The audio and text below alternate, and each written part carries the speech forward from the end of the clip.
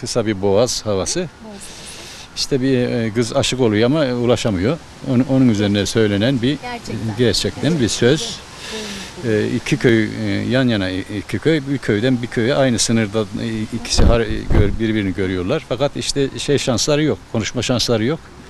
Kızın özlediği bir oğlan, işte ona söylediği iki deyim bir şey söyleyeceğim.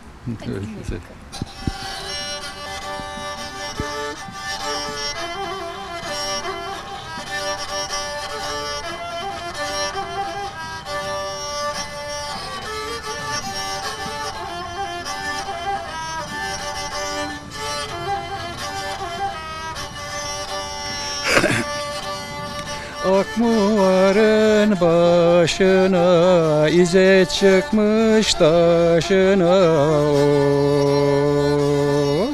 Alacaksan al beni, çok bekletme boşuna oy.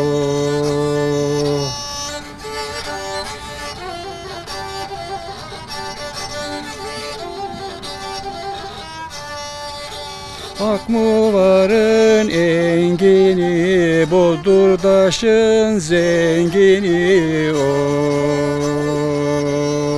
Alacaksan al beni, şimdi buldum dengemi o.